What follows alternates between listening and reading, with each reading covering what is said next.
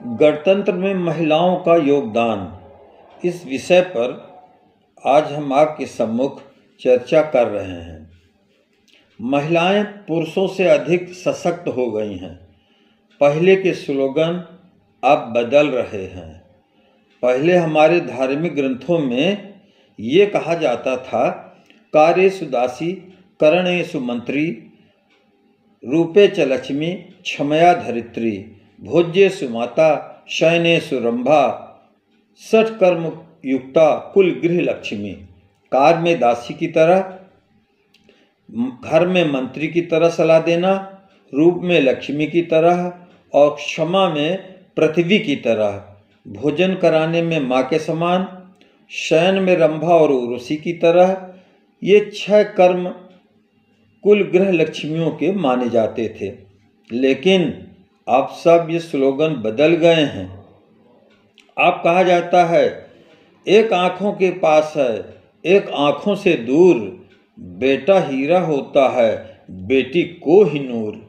वह कोहिनूर पत्थर है जो हीरे से अधिक बहुमूल्य है। अब आइए, अब हम आपके सम्मुख एक एक करके महिलाओं के योगदान की चर्चा कर रहे हैं। 10 सितंबर 1917 में पूरे विश्व की समुद्री यात्रा का प्लान तैयार किया गया। पहले कहा गया कि इसमें लड़कों का प्रतिभाग हो, लेकिन जब उन्होंने अपने पांव पीछे कर लिए तब कमांडर वर्तिका जोशी, जो कैप्टन थी, के नेतृत्व में प्रतिभा जायसवाल, ऐश्वर्या बोड्डापति, पतरापल्ली, विजया देवी, पायल गुप्ता आदि 6 लड़कियों ने 9 महीने में 55 फुट की आधुनिक नौका INSB तारिणी के द्वारा गोवा से चलकर 5 देशों, 4 महाद्वीप, 3 महासागर पार करते हुए पूरे दुनिया का चक्कर लगा दिया। दुनिया का चक्कर लगाने वाली भारतीय महिलाओं की पहली टीम पूरे विश्व में है। 21,600 समुद्री मील का सफ़र किया। प्रशांत महासागर में 7 मीटर ऊंची लहरों में वो फंसी रहीं, फिर भी उन्होंने उस बाधा को पार किया। अब उनके संबंध में एक आदर्श वाक्य है, लहरों से डरकर नौका पार नहीं होती, कोशिश करने वालों की हार नहीं होती। अब दूसरा नाम है सुनीता विलियम्स, भारतीय मूल की अमेरिकी अंतरिक्ष यात्री, जो 5 जून 2024 को अंतरिक्ष में गई थी। 8 दिनों में लौटना था, लेकिन स्टार लाइनर में तकनीकी खराबी आ जाने के कारण अंतरिक्ष में अब भी फंसी हैं। उनका एक आदर्श वाक्य है, जिसने मरना सीख लिया है, जीने का अधिकार उसी को, जिसने कांटे पार कर लिया, फूलों का अधिकार उसी को।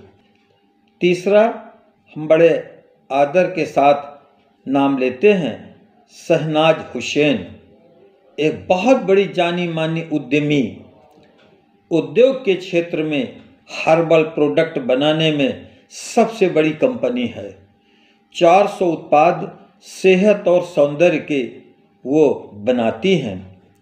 उनका आदर्श वाक्य है, हमें कोई रोक सके, जमाने में दम नहीं, जमाना हमसे है, हम जमाने में नहीं। चौथा नाम बड़े हम आदर से लेते हैं, कप्तान दिव्या अजीत कुमार। दिव्या अजीत कुमार एक भारतीय सेना की बड़ी अधिकारी हैं, जिन्हें सॉर्ड ऑफ ऑनर अर्थात तलवार का सम्मान दिया गया है। वो एक भारतीय महिला कैडेट हैं, जिन्हें पहली बार यह सॉर्ड ऑफ ऑनर का पुरस्कार दिया गया है।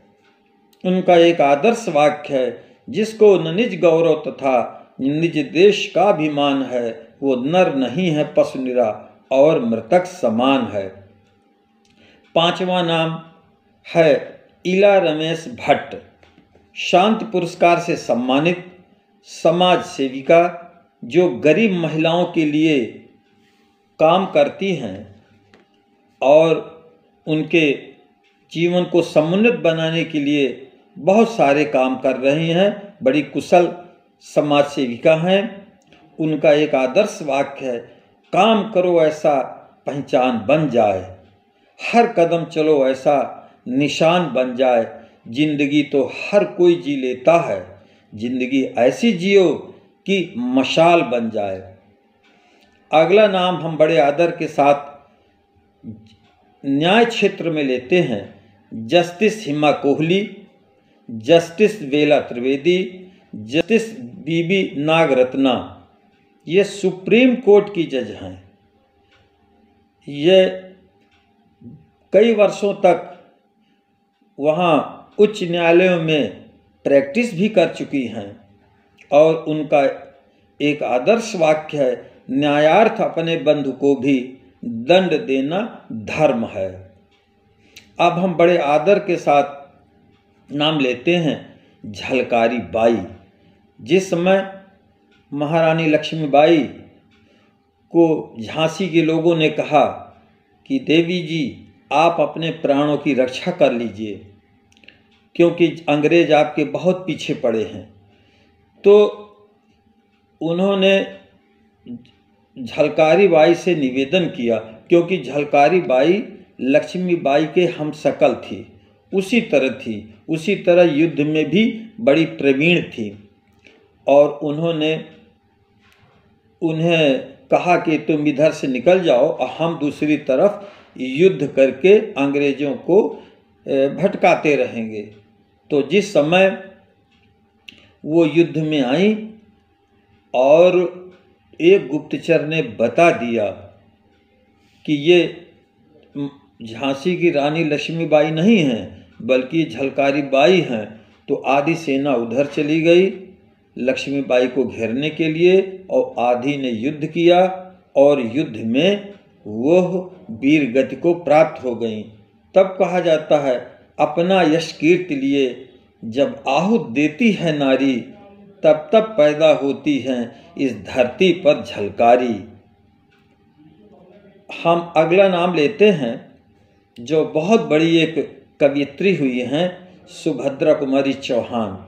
जिस समय देश परतंत्र था तो इनकी लेखनी आग उगलती थी।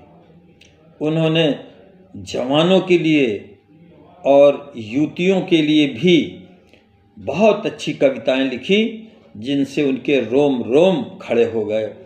उन्होंने लिखा था, वीरों का कैसा हो बसंत, गलबाहें हो या हो कृपाण, चलचितवन हो या धनुष बाण, अब यही समस्या है दुरंत, वीरों का कैसा हो बसंत। चाहे वो प्रेमिका के गले में हाथ डालकर अपनी इस पराधीनता को भूल जाएं और या युद्ध भूमि में उतर जाएं।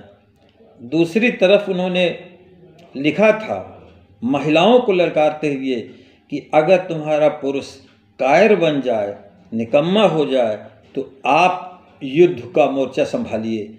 सबल पुरुष यदि भीरु बने तो हमको दे वरदान सखी, अब लाएं उठ पड़े देश में, करें युद्ध घमासान सखी। 64 करोड़ असहयोगिनियाँ दहला दें ब्रह्मांड सखी, भारत लक्ष्मी लौटाने को रच दें लंका कांड सखी। तो इस तरह से उन्होंने अपने गीतों के माध्यम से देश में जो जोश उत्पन्न किया, जो लोगों के अंदर उत्साह पैदा किया, वह बहुत ही प्रशंसनीय है, अतुलनीय है। जबकि उस समय लेखनी बंधी हुई थी, लोग लिख नहीं सकते थे, उनमें भी उन्हें जेल में डाला जाता था। उन्होंने लिखा है कलम बंधी स्वच्छंद नहीं, अब हमें बतावे कौन हंत, वीरों का कैसा हो बसंत। हमारी लेखनी बंधी हुई है, हम ज़्यादा कुछ कह नहीं सकते।